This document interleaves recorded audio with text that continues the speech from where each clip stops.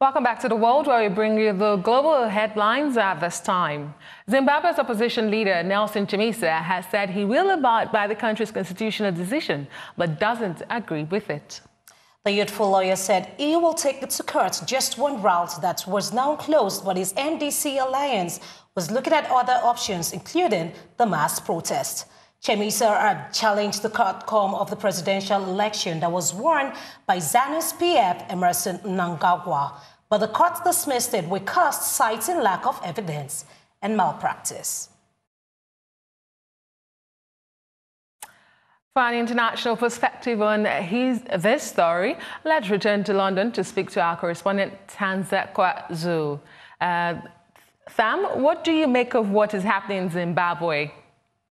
What happened in Zimbabwe is quite interesting because a lot of people thought that that election had passed quite peacefully without any problem until a day or so after, when then there were demonstrations and protests, people saying that they needed the Zimbabwe Electoral Commission to release the results sooner. The commission had 5 days.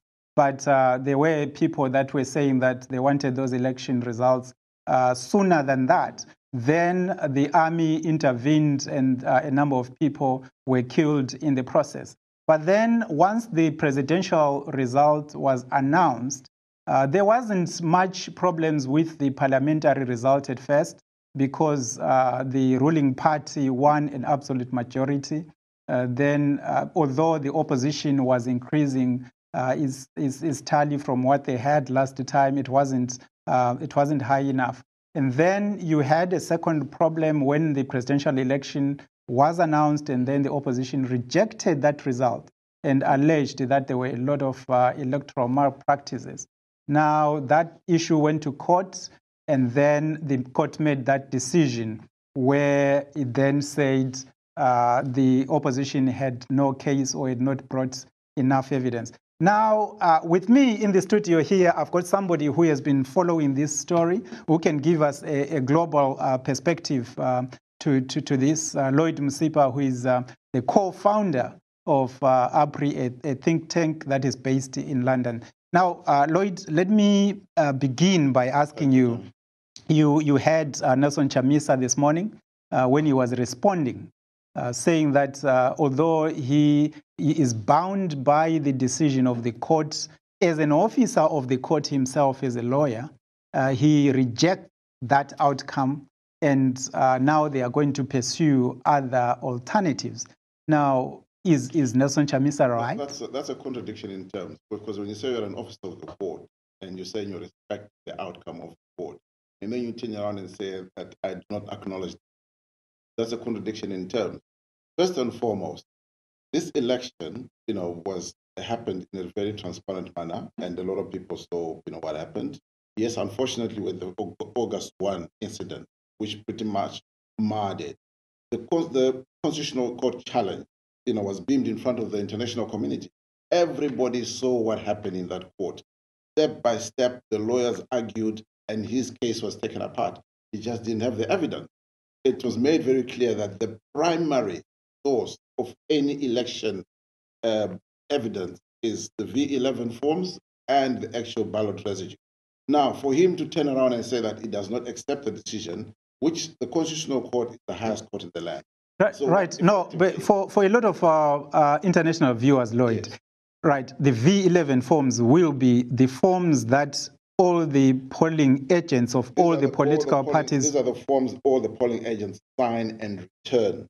Every polling to agree that this is what has actually happened at every polling station. Every agent from every political party signs that V11 form to say that we accept the count in this particular polling station and we are happy with the figures. But the MDC are saying, according to those V11 forms from their own agents, Nelson Chamisa would have won the election. Well, the thing is, the body mandated of running the election, which is like the Zimbabwe Election Commission, produced samples of the V11 forms on a CD of all the 11,000 polling stations. They didn't. They came with figures, Pythagoras theories of what they thought the figures were. So when the judge, the Chief Justice, asked them, but why didn't you guys apply to have the ballot boxes opened so that we can see the empirical evidence? They didn't want to do that because they didn't, they knew what to expect, that the count in the ballot box would tally with the V11 form. Okay, let's bring this, because a lot of elections in Africa are disputed. When you look at the Zimbabwean electoral process, right, can you explain to our viewers why you think rigging will be difficult? Because the MDC are alleging that there was a lot of rigging going on. For the first time in many years, this last election, we had observers from the European Union, we had observers from SADC, African Union. People were invited from, nobody was denied to observe the election. So at any given time in the polling station, the polling booth, there will be an observer. There will be an observer from each of these countries, the European Union countries, the Americas, and our own internal non-governmental body observers. There will be agents from every political party that participated. When the actual polling station closes at 7 p.m., that was the stipulated time, the first thing they'll do is 7 o'clock, shut the doors and start counting. And as soon as the counting is done, they will now fill in the V11 forms and get every person in that room to sign the V11 form, including the observers. So each person gets a copy. How then do you rig an election when with that kind of, if the standard thing that Africans are accused of is that they stuff ballot boxes. How do you stuff a ballot box when you got a minimum of 30 people at any given time, at a polling station? It's just nonsense. This is just sour grapes. The other accusation that even Advocate Thabani Mpofu, who was representing Chamisa in court, was making, even after the decision, was that ZEC changed, the Zimbabwe Electoral Commission changed its figures, and then they are saying even now no one wants to say how many votes President Mnangagwa got. The Zimbabwe Electoral Commission simply tested. When the opposition party put in their petition, what ZEC did in preparation for the case, they proceeded to test their results. So when they tested their results, they found a discrepancy of 0.1. It's a nullity. It is something that you cannot nullify an entire election over a 0.1. Remember, ZEC has a latitude of 10% in terms of error, room for error, 10%. This was 0.1. So they recalculated the elections right across the board. The recalculation didn't just affect the president, it affected the opposition. In fact, it affected even the parliamentary candidate. So 0.1, even at low under the Electoral Act, it is not sufficient material. It is not a significant change that will affect the outcome. Right. Lloyd, now President Mnangagwa has said Zimbabwe is open for business. After the inauguration, a new cabinet here said that he wants new faces. Right.